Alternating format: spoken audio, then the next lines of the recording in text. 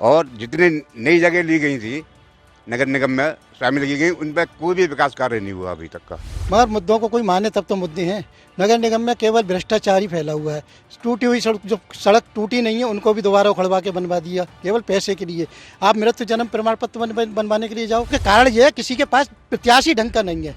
अब गृहिणियों को ला के आपने काम कर दिया, कभी राजनीतिक पार्टी में उन्होंने देखा नहीं, और दूसरे जब सपा ने बसपा ने ला के कर दिया। जो वो जानती नहीं है कि नगर निगम की चेयर महापौर के पद के लिए क्या करना पड़ता है, उनको आपने महापौर बनाने के लिए प्रत्याशी खड़ा कर दिया, तो आखिरकार मुद्दे तो वहीं के वहीं खड़े रहेंगे। होता क्या है कि जैसे अभी अति वाला मामला हो गया, उसको लेकर लोग मानने का उधर एक तरफा बढ़ेगा या इधर एक तरफा। मतलब आपका कहना है जातिवाद हिंदू मुस्लिम में वोटों का विभाजन हो जाता है। हाँ, हो जाता है। और अब जो बीएसपी का वोट माना जाता था, जाट समाज का वोट, वो भी अब एक तरफा नहीं पड़ता, उसमें भी भाजपा ने सेंध लगा दी है। जो हम लोग जाते हैं, लोगों से बात कर रहे हैं, लोग हमसे इस बात की बात नहीं कर रहे कि साहब जातवाद को लेकर क्या है कि वो भारतीय जनता पार्टी का, वो ये कह रहे हैं कि नगर निगम ने। बीएसपी सिर्फ इसलिए चुनाव यहाँ पर लड़ रही है कि समाजवादी पार्टी को हराना है। दो नेता आपस में सिर्फ इसलिए लड़ रहे हैं कि उसको आगे नहीं बढ़ने देना है। फिरोजाबाद की राजनीति बिल्कुल अलग तरीके की हो गई है। हम आप पहुंचे हैं कांच के चूड़ियों के शहर फिरोजाबाद में, जहां 4 मई को मेयर पद के लिए वोटिंग होनी है। मैं यहाँ आपको बता दूं, फिरोजाबाद की सीट पिछले वर्ग महिला के लिए आरक्षित है। सभी राजनीतिक दलों ने अपने अपने कैंडिडेट खड़े किए हैं। भारतीय जनता पार्टी ने कामिनी राठौर को, समाजवादी पार्टी ने मसरूर फातिमा को, बहुजन समाज पार्टी ने रुखसाना बेगम को, आम आदमी पार्टी ने राजकुमारी वर्मा को, कांग्रेस ने नुजत अंसारी को, निर्दलीय उज्ज्वला गुप्ता, और एक और निर्दलीय हैं पंपी किन्नर, ये भी अपना भाग्य आजमाएंगे। यहाँ मेरे साथ फिरोजाबाद के काफ़ी वरिष्ठ पत्रकार मौजूद हैं। इनसे मैं ये जानने की कोशिश करूँगा कि चुनाव जा किस ओर रहा है, मुद्दे क्या रहेंगे, क्या जातिवाद का यहाँ असर रहेगा या पिछली बार की तरह भारतीय जनता पार्टी को एक तरफा जीत मिलेगी। आइए सबसे पहले शुरू करते हैं। भाई साहब, आपका नाम क्या है? महेंद्र शर्मा। महेंद्र जी, आप बहुत पुराने वरिष्ठ पत्रकार हैं। इस बार के मेयर के चुनाव में मुद्दे क्या होने वाले हैं? देखिए, मुद्दों का सवाल जो आज से 50 साल पहले मुद्दे थे, वही मुद्दे आज हैं। नगर निगम, वो नगर परिषद रही तब भी वही मुद्दे थे। पानी ढंग से नहीं मिल पा रहा था, गंदगी और विकास का, वो भी आज ही मुद्दे हैं। आज भी पीने के लिए पानी सही नहीं मिल पा रहा है। क्या और जगह जगह देख लीजिए गंदगी के ढेर लगे हुए हैं। और जितनी नई जगह ली गई थी नगर निगम में शामिल की गई, उन पर कोई भी विकास कार्य नहीं हुआ अभी तक का। तो क्या ये माने, जो इससे पहले जो मेयर थी नूतन राठौर, वो युवा मेयर बनी थी, तब भी 5 वर्ष पहले बड़े बड़े वादे और दावे किए गए थे, तो हकीकत में पिछले 5 सालों में कोई काम नहीं हुआ? नहीं, काम हुआ, अब काम तो हुआ है, लेकिन जो बेसिक काम है वो नहीं हुआ। सड़कें बनाने, अब जो इसको वो कर दिया, स्मार्ट सिटी बना दी गई है, क्या ये हो गया, लेकिन जो मुख्य काम है पानी का, सफाई व्यवस्था का, वो नहीं हुआ यहाँ बिल्कुल। मैं जी एक चीज़ बताइए, जब आप वोट डालेंगे लोग, आप पूरा एक एनालिसिस कर रहे हैं, काफ़ी अपने अखबारों में छाप भी रहे हैं, तो क्या ये मुद्दे हावी रहेंगे उनके दिमाग पर? देखिए, ये मुद्दे हावी नहीं रह पाते हैं जगह पे, क्योंकि ये कुछ ऊपर के मुद्दे आ जाते हैं। अब होता क्या है कि जैसे अभी अति वाला मामला हो गया, उसको लेकर लोग मानने का उधर एक तरफा बढ़ेगा या इधर एक तरफा। मतलब आपका कहना है जातिवाद हिंदू मुस्लिम में वोटों का विभाजन हो जाता है? हाँ, हो जाता है, लेकिन ज़्यादातर सपा है, बसपा है, ज़्यादातर मुस्लिम प्रत्याशी खड़े करते हैं। और आज तक का रिकॉर्ड है फिरोजाबाद के अंदर, कोई भी मुस्लिम चेयरमैन भी नहीं हुआ, और नगर निगम तो करेगी वो वही है, तो अभी तक नहीं हुआ। आपका नाम क्या है? मेरा रविंद्र वर्मा नाम है। रवि जी, मैं वही सवाल कहूँगा, मुद्दे क्या है और लोगों की सोच अब क्या है, क्योंकि अब 1 हफ्ता रह गया इलेक्शन में। देखिए, मैं आपको बताऊं, मुद्दे बहुत हैं, मगर मुद्दों को कोई माने तब तो मुद्दे हैं। नगर निगम में केवल भ्रष्टाचार ही फैला हुआ है। टूटी हुई सड़क, जो सड़क टूटी नहीं है उनको भी दोबारा उखड़वा के बनवा दिया केवल पैसे के लिए। आप मृत्यु जन्म प्रमाण पत्र बनवाने के लिए जाओ, वहाँ पैसे मांगते हैं। और भी मेरे काम है, अभी जैसे लोगों ने नामांकन करने के लिए नो ड्यू सर्टिफिकेट लिए, उसमें भी वहाँ पर नगर निगम में पैसे लिए गए, किसी से 2000, किसी से 5000। तो भ्रष्टाचार तो चरम सीमा पे है इसमें। नहीं, एक जो आम मतदाता है उसके पास एक सर्वाधिकार है कि वो वोट डालते समय अपनी नाराजगी या इच्छा व्यक्त करे, तो क्या इस मुद्दे पे वोटिंग होगी? मैं आपको बताऊं, मुद्दे पे वोटिंग इसलिए नहीं होगी कि आम मतदाता क्या करे। नहीं, यानी कि ये मुद्दे ही बने रहेंगे, फिर मुद्दे बने रहेंगे। हमेशा के लिए बने रहेंगे, ये मुद्दे कभी खत्म नहीं होंगे, क्योंकि कारण ये है किसी के पास प्रत्याशी ढंग का नहीं है। अब गृहिणियों को लाके आपने काम कर दिया, कभी राजनीतिक पार्टी में उन्होंने देखा नहीं, और दूसरे जब सपा ने बसपा ने लाके कर दिया, जो वो जानती नहीं है कि नगर निगम की महापौर के पद के लिए क्या करना पड़ता है। उनको आपने महापौर बनाने के लिए प्रत्याशी खड़ा कर दिया, तो आखिरकार मुद्दे तो वहीं के वहीं खड़े रहेंगे। आपका नाम क्या है? दिलीप शर्मा। दिलीप जी, आप अखबार में बहुत लिखते हैं, राजनीतिक की बीट कवर करते हैं, इसका क्या असर पड़ने वाला है कि भारतीय जनता पार्टी ने जो प्रदेश इकाई है उसने अपनी पूरी ताकत लगा दी, यहाँ तक कि मुख्यमंत्री ने नगर निगम, नगर निकाय या नगर पालिका के क्षेत्र में अपनी सभाएं शुरू कर दी, आपके फिरोजाबाद में भी हो रही है। समाजवादी पार्टी, बहुजन समाज पार्टी के मुखिया अभी तक तो सड़कों पे है ही नहीं। देखिए, एक बात समझ लीजिए, जो फिरोजाबाद की महापौर पद का जो इलेक्शन हो रहा है, इसमें निश्चित रूप से वोटों का ध्रुवीकरण होगा। जातवाद पर नहीं होगा तो विकास के नाम पर होगा। शहर के उत्तरी और दक्षिणी इलाके हैं, वहाँ के लोग विकास कार्यों में भेदभाव का आरोप लगा रहे हैं, और ये निश्चित रूप से मुद्दा बनेगा। मैं सरल भाषा में कहूँ, जो नई आबादी है वो आप क्षेत्र ऐसा है कि जहाँ विकास नहीं हुआ, और शायद वो भारतीय जनता पार्टी का वोटर नहीं है। यस, भारतीय जनता पार्टी के जो निवर्तमान मेयर रही हैं, उनका जो फोकस रहा वो शहरी क्षेत्र पे रहा। 13 ग्राम सभाएं जो नगर निगम में शामिल हुई, वहाँ विकास कार्य धरातल पे बिल्कुल भी नहीं दिखे। समस्याएं जस की तस, नाली, सड़क, खरंजा, पेयजल आपूर्ति, प्रकाश व्यवस्थाएं बिल्कुल शून्य की स्थिति में है। एक बात। दूसरी बात, अगर आप शहर के दक्षिणी इलाके में जाएं या उत्तरी इलाके में जाएं, जहाँ मुस्लिम आबादी क्षेत्र है, वह नरकीय जीवन लोग जी रहे हैं। बात जातिवाद की या पार्टी के समर्थन को लेकर नहीं है। लोग अब जागरूक हो गए हैं, मतदाता इस बात को समझ रहा है कि वहाँ पे 100 करोड़ का काम हुआ, मेरे यहाँ 101 लाख का भी काम नहीं हुआ। लोग मत करते समय इसका ध्यान रखेंगे, 100% रखेंगे। जो हम लोग जाते हैं, लोगों से बात कर रहे हैं, लोग हमसे इस बात की बात नहीं कर रहे कि साहब जातिवाद को लेकर क्या है, कि वो भारतीय जनता पार्टी का, वो ये कह रहे हैं कि नगर निगम ने, वो मेयर की बात नहीं कर रहे। वैसे भी जो मेयर है वो सभी दलों का, सभी जाति का, सभी समुदाय का होता है। ये कर रहे हैं कि आप ये बताइए कि यहाँ कितना काम हुआ है। ठीक है, मैं आपसे और बात करता हूँ। आपका नाम क्या है? मोहम्मद शाहिद। शाहिद, जनरली देखने में आ रहा है कि फिरोजाबाद में जो इलेक्शन होता है, पहले भी मेयर का हुआ या विधायक का हुआ, वो जातिगत आंकड़ों पे आके रुक जाता है।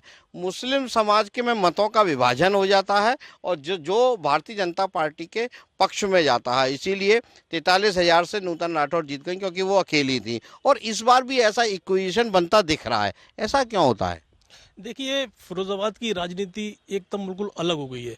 मुस्लिम समाज पूरी तरीके से 2 भागों में बंट चुका है। 2 नेता समाजवादी पार्टी ने पैदा कर दिए फिरोजाबाद में। मेरे अभी तक जो वार्डों में घुमा हूं, तो पूरी तरीके से 2 भागों में मुस्लिम समाज बढ़ता हुआ अब भी नजर आ रहा है। सिर्फ लड़ाई दूसरे और तीसरे नंबर की मुस्लिम समाज में है।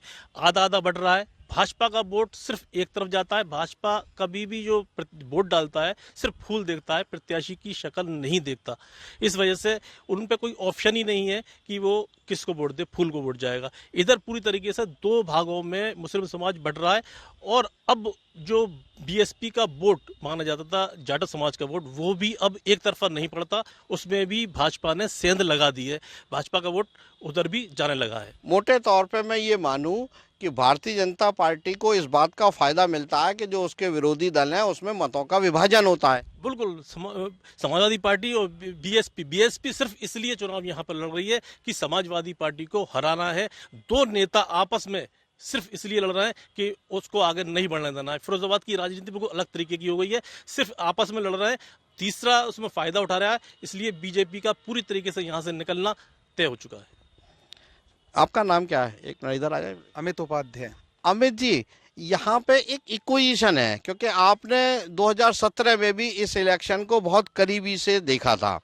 उस समय मशरूर फातिमा AIMIM पर टिकट पर चुनाव लड़ी थी और दूसरे नंबर पर आई थी। समाजवादी पार्टी तीसरे नंबर पे आई थी। अब मशरूर फातिमा समाजवादी पार्टी की कैंडिडेट है, तो समाजवादी पार्टी का थिंक टैंक कहता है कि अगर समाजवादी पार्टी के वोट और AIMIM के वोट जो 2017 में मिले थे वो दोनों एक साथ मिल जाते हैं तो भारतीय जनता पार्टी पीछे खिसक जाती है। क्या ऐसा होगा? देखिए, ऐसा होता अभी तो नहीं दिखाई दे रहा है। एमएम का जो वोट था वो उस समय अजीम भाई थे उसमें बसपा में जो चले गए हैं उनकी वजह से सबसे ज़्यादा मिला था मसरूम फातिमा को।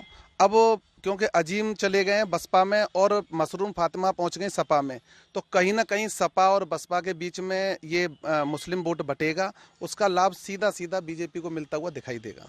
इस बात का क्या इलेक्शन पे फर्क पड़ेगा कि अभी अतीक की हत्या हुई है, अतीक अहमद की और उसके अशरफ की भाई की हत्या हुई है और सोशल मीडिया पर यह प्रचार किया जा रहा है कि अब जो चुनाव हो रहा है हिंदू मुस्लिम होगा। मैं पर्टिकुलर फिरोजाबाद मेयर की बात कर रहा हूँ, तो क्या ऐसा होता दिख रहा है आपको?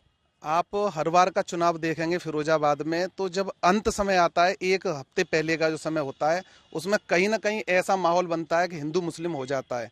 और ये अतीक अहमद की हत्या के बाद से भी कुछ मुस्लिम ये सोचने लगे हैं कि अगर हमने इस समय भी सपा को नहीं जिताया तो फिर हम हार जाएंगे, हम थोड़ा सा राजनीति में प्रबल हो जाएं, तो इसलिए कहीं ना कहीं सपा की तरफ मुस्लिम वोट ज़्यादा जाता हुआ दिखाई दे रहा है। आपका नाम क्या? इधर आ जाओ भाई साहब, आपका नाम क्या है? सुनील वशिष्ठ। सुनील जी, भारतीय जनता पार्टी के जो प्रदेश के मुखिया हैं यानी मुख्यमंत्री हैं वो सभाएं कर रही हैं। अखिलेश यादव और बहन जी तो कोई सभा ही नहीं कर रहे, अपने मतदाताओं को रिझाने के लिए फील्ड में नहीं आ रहे, तो इस पे क्या इलेक्शन का असर पड़ता है? इस पर पूरा असर पड़ता है क्योंकि वो लोग सब अपने अंदर बैठे हुए हैं और जो आदमी दौड़ता है, आप तो जानते हैं कहावत ही है कि जो दौड़ता है वो पाता है, तो मुख्यमंत्री दौड़ रहे हैं। सबसे अच्छी बात फिरोजाबाद की जी मैं बताऊंगा आपको कि जो टिकटें बटी हैं ना अन्य पार्टियों की, उनने जिता दिया इसको भाजपा कैंडिडेट को, वो हारेगा नहीं किसी कीमत पे। वैसे भी ये माना जाता है कि ये सत्ता का इलेक्शन है, तो इसका भी इम्पैक्ट होता है? सत्ता का भी इम्पैक्ट होता है, वो तो आप भी जानते हैं, सब जानते हैं, सत्ता का तो पूरा पूरा होता है। आपका शुभ नाम क्या? इधर आ जाए प्लीज। उमाकांत पचौरी। ये फिरोजाबाद में आप लगभग 35-40 साल से अपनी लेखनी से लोगों को बताते हैं किस ओर राजनीति जा रही है, क्या हो रही है, आपके आर्टिकल छपते हैं। अब आपका आर्टिकल क्या बोलता है कि मुद्दा क्या है फिरोजाबाद में मेयर के इलेक्शन का? इस समय जो वर्तमान स्थिति है मेयर को लेके हम देख रहे हैं या मोहल्लों में घूमते हैं, तो मुझे लगता है कि जो राजनीतिक दल हैं उन्होंने भाजपा को बाखू भरसा दे दिया है। सारे राजनीतिक जो बड़े दल हैं उन्होंने मोमडन कैंडिडेट लाके और एक हिंदू कैंडिडेट के सामने खड़ा कर दिया है। तो कहीं ना कहीं व्यक्ति की जो मानसिकता है इस ओर जुड़ती है कि हम वोट उधर न दे के इधर दें। जो हिंदूवादी लोग हैं उनकी मानसिकता है और उसी का लाभ भाजपा को मिलता है। दूसरी बात, उन क्षेत्रों की बात करेंगे जो लोग नाराज से हैं, उनकी भी हम बात करना चाहेंगे कि एक समाज के लोगों को ही बार बार टिकट देना, दूसरे समाज की अवहेलना करना या उन्हें दिखाना, ये भी बात समझ में नहीं आ रही है। तो आप ये कहना चाह रहे हैं कि पिछली बार नूतन राठौर यहाँ से मेयर थी और इस बार कामिनी राठौर को दिया गया है टिकट, केवल राठौर समाज को ही बढ़ावा मिल रहा है, यही कहना चाह रहे हैं ना? बिल्कुल यही कहना चाह रहे हैं। जो वैश्य समाज के लोग हैं उनसे भी हमारी बात होती है, उनका कहना है कि भाई सवर्ण है, वैसे नहीं, ये तो पिछड़े वर्ग की महिला के लिए सीट आरक्षित थी, तो इसमें पिछड़े वर्ग में से किसी को ही एक को ही टिकट मिलनी थी। ये बात सही है। तो ये भी तो राजनीति थी कि जब यहाँ पर जो है एक जनरल सीट थी, ये हाई कास्ट के लिए थी और ये चेंज कराई गई, राजनीतिक हिसाब से कराई गई है वो जानबूझ के, उससे बहुत बड़ा वर्ग नाराज है। यहाँ मैं एक चीज ये भी आपको बता दूं, 5 दिसंबर 2022 को जो नोटिफिकेशन जारी हुआ था उसमें फिरोजाबाद मेयर की सीट सवर्ण जनरल थी, ये सवर्ण के लिए की गई थी। लेकिन बाद में 30 मार्च 2023 को जब दूसरा सुप्रीम कोर्ट के आदेश से नोटिफिकेशन जारी हुआ तो इसको फिर पुरानी तरह ही पिछड़ा वर्ग महिला के लिए दोबारा से आरक्षित कर दी गई। जी, आप 1 मिनट आगे आए। एक चीज़ मुझे बताएं, आप लोग जब लिखते हैं अपने अपने अखबारों में तो बिजली, पानी, सड़क सुरक्षा, चिकित्सा, शिक्षा, महिला सुरक्षा के बहुत मुद्दे उठाते हैं, लोगों में अवेयरनेस होती है, तो ये मुद्दे चुनाव में आके गुम कहाँ हो जाते हैं? ये आखिर हिंदू मुस्लिम लास्ट में बना देते हैं, इस कारण ये सब दब जाते हैं। कोई जातवादी पे चला जाता है और कोई ये धर्मवाद पर चला जाता है। इसके लिए सब मुद्दे विलुप्त हो जाए। वाकई में समस्या पानी, बिजली, सड़क, खरंजा जी तो आम समस्या है, इस पर कोई मेयर ध्यान नहीं देता। अमित जी, एक बात बताएं कि हर बार की तरह इस बार भी बागी हैं, पार्षद में भी बागी हैं, मेयर में भी बागी हैं, तो भारतीय जनता पार्टी पे इसका क्या असर पड़ेगा और समाजवादी पार्टी पे इसका क्या असर पड़ेगा? देखिए, बागी प्रत्याशियों का असर बीजेपी पे पड़ेगा और 100% पड़ेगा। उसका कारण एक ये है कि जब वो प्रत्याशी का चयन हो रहा था तो टॉप 5 में जो नाम गए हुए थे उसमें कुछ डॉक्टर्स के नाम थे, कुछ अलग जातियों के नाम थे, लेकिन लास्ट मोमेंट पे आते आते ये फिर बदल गया और बदलने के बाद में फिर राठौर में चला गया। तो अभी बागी प्रत्याशी एक यहाँ से खड़ी हुई हैं, उज्जवल गुप्ता, तो काफ़ी वर्ग है। उज्जवल गुप्ता यानी वो भी पिछड़े वर्ग की महिला हैं, वैश्य नहीं है। जी जी, उज्जवल गुप्ता उस कैंडिडेट उसमें थी अपनी फाइट में। इसके बाद में अब उन्होंने समाज के लोगों से कहना शुरू कर दिया है कि मुझे दरकिनार किया गया है, तो काफ़ी वर्ग ऐसा है जो उसे वोट देता हुआ दिखाई दे रहा है। एक बात बताएं, फिरोजाबाद में पार्षद की 70 पार्षद चुने जाएंगे, लगभग 15 मुस्लिम क्षेत्र ऐसे हैं जहां भारतीय जनता पार्टी ने कैंडिडेट उतारा नहीं, या दूसरे शब्दों में कहें वहां कैंडिडेट मिला ही नहीं। भारतीय जनता पार्टी की तो सरकार है, अब ट्रिपल इंजन की सरकार बोली जाती है, प्रदेश में भी, केंद्र में भी, और शहर में नगर निगम की भी जो सरकार बनेगी वो भारतीय जनता पार्टी की 2017 में तो ऐसा रहा है। तो फिर ऐसा भारतीय जनता पार्टी दावा कैसे कर रही है? भारतीय जनता पार्टी मुस्लिम समाज को चाहती तो है, लेकिन मुस्लिम समाज में कोई ऐसा निकल कर नहीं आता। एक वार्ड में ज़रूर एक मुस्लिम कैंडिडेट भाजपा के प्रत्याशी हैं, बाकी जगहों पे कोई प्रत्याशी सामने नहीं आया है। लेकिन मुस्लिम समाज में भी भारतीय जनता पार्टी ने बहुत काम किए हैं, जो योजनाएं हैं जो मुस्लिम समाज में काफ़ी तरीके से आप देख सकते हैं कि वहाँ पर जो घर वगैरह बने दिलाए। लेकिन कैंडिडेट अभी मुस्लिम समाज में भाजपा का नहीं उतरता है, डरते हैं कि वोट नहीं मिलेंगे। सिर्फ वहाँ पर समाजवादी पार्टी और बीएसपी, एएमआईएम इस बार बिल्कुल ना के बराबर चुनाव लड़ रही है, चुनाव नहीं लड़ रही है। तो दो लोगों में ही फाइट है। और जो पार्षदी का चुनाव है, पार्षद में जो कैंडिडेट खड़े होते हैं वो आपस में जातिवाद जो होता है, मुस्लिम समाज में भी जातिवाद है, पठान समाज है, शीश का समाज है, तमाम छोटे छोटे जिस जाति के लोग हैं उसको वोट देते हैं। इस वजह से पूरी तरीके से वोट बढ़ते हुए नजर आ रहा है। दिलीप जी, एक बात आप बताएं कि हर चुनाव में जो नीचे तबके का लोग है, बीपीएल कार्ड धारक है, इसका अहम रोल होता है। पिछले चुनाव में लोकसभा में भी हमने देखा, विधानसभा के फिर चुनाव में देखा। मैं आपको और क्लियर कर दूं कि जैसे बहुत सारे फ्री में राशन लेने वाले हैं, ये जाति बंधन नहीं मानते, बहुत सौ को आवास मिले हैं, तो क्या इस इलेक्शन में फिरोजाबाद की बात करूं ये इम्पैक्ट रहेगा? देखिए, ये इम्पैक्ट तो रहेगा, लेकिन 100 में से 20 या 25%। तो 25% अगर वो भारतीय जनता पार्टी के पक्ष में लोग मोटिवेट हो जाते हैं तो ये तो बहुत बड़ा धड़ा हो गया। बिल्कुल बिल्कुल, ये असर करेगा। फ्री राशन है ना, आवास योजनाएं, क्योंकि मैं बताऊं आपको कि बीजेपी ने इसकी तैयारी बहुत दिन पहले से शुरू कर दी थी। बीजेपी के जो जनप्रतिनिधि हैं उन्होंने बाकायदा पिछड़े इलाकों में कैंप लगाए और लोगों के साथ बैठे, उनको ये बताने की कोशिश की कि देखो हम लोग इस योजना को दे रहे हैं, सरकार आपके लिए इस योजना को दे रही है। लेकिन विपक्ष के लोगों को ये नहीं समझा पाए कि ये उनका अधिकार है। ये रविंद्र जी, क्या इस इलेक्शन को 2024 में लोकसभा के इलेक्शन का सेमीफाइनल माना जाए? हाँ बिल्कुल सेमीफाइनल ही मानिए, क्योंकि आदमी ऐसा है ना, बीजेपी ने आम इंसान की दुखती रग पर हाथ रखा है। फ्री राशन देना, पीएम आवास वगैरह, जिन लोगों के पास कभी सोचा नहीं था सपने में कि हमारा भी अपना मकान होगा, आज उन लाखों लोगों के मकान बन गई। तो इससे ज़्यादा और क्या कर सकती है सरकार? इसीलिए वो केवल कुछ नहीं देखते, जब जाती है ना ईवीएम में केवल फूल देखते हैं और सुई के बटन को दबा देते हैं। ये क्या सत्ता का इलेक्शन माना जाए? देखिए, सत्ता का इलेक्शन जहाँ सत्ता रहती है उसमें फ़र्क तो पड़ता है। और दूसरी बात ये, सबसे बड़ी बात ये है कि अभी 4 साल हैं उत्तर प्रदेश सरकार को, तो लोगों के दिमाग में ये भी रहता है कि अगर अदर किसी को बना दिया गया तो जो विकास के लिए पैसा मिलता है उसमें कहीं ना कहीं रोक लग जाएगी। अब 4 साल तक उनको अगर नहीं जाते हैं तो विकास रुकेगा। इसलिए ये भी मान सकता है लोगों की कि 4 साल तक है, इसलिए उसको लाना जरूरी है। ये फिरोजाबाद के सीनियर जर्नलिस्ट हैं जिनका कहना है कि ये सत्ता का इलेक्शन है।